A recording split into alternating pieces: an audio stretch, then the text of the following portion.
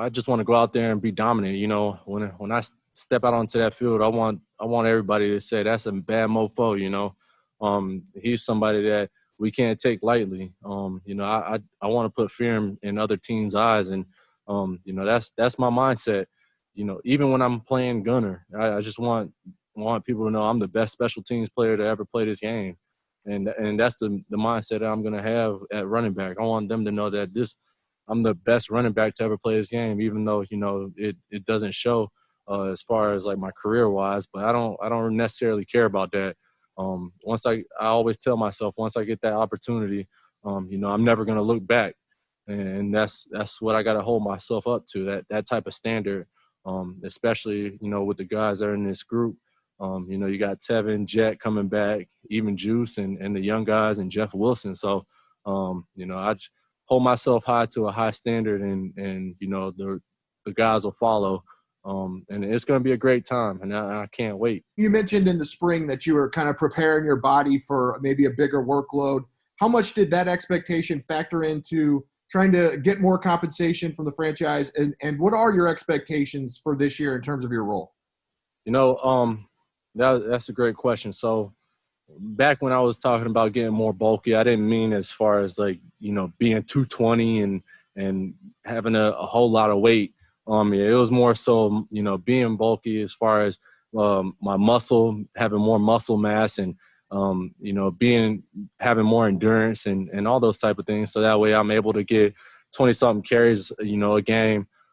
Which is, you know, not to say that it's not going to happen, but I got to prepare myself, because I am the starting running back, and you know, my confidence level is just up to, you know, the guys that consider themselves to be top backs. And so for me, you know, I just had to make sure that I'm on a consistent basis, and going out there and doing what I got to do, so that way I can help the team out, and you know, even help the young guys who, especially the guys that won't be having film because of preseason and stuff like that, and just showing them, hey, look, you know, I was an undrafted guy, and you know, my situation's a little bit different than yours, but take it for what it is, and at the moment, you know, just capitalize and put good stuff on film, because you never know who's really watching. It could be somebody that was, you know, just an assistant who turns out to be an offensive coordinator 3 years down the road, and you know, you made a good impression by speaking to him. That's what I told Savon, one of the young running backs, and he was like, yeah, man, that's totally right. You know, you never know who's watching. You never know who's really going to have that big break, you know, in their career, and that'll be just your opportunity to capitalize in the league and go from there. So for every rookie, you know, especially undrafted, I have a feel for them, and I understand their situation.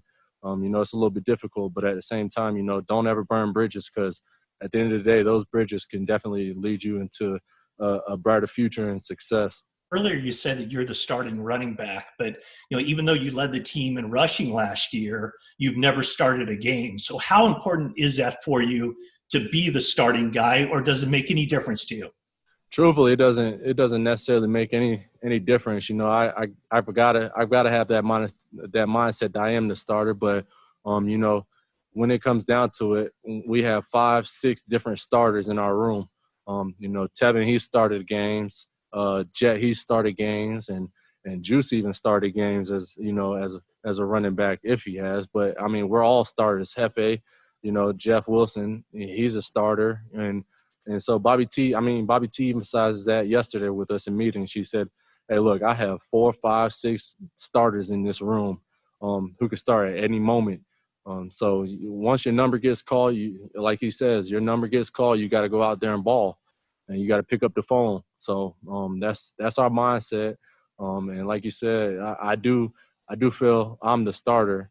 And like I said, we all got starters, though. It's not no dig to anyone in the room. It's just we're all brothers, and that's our approach.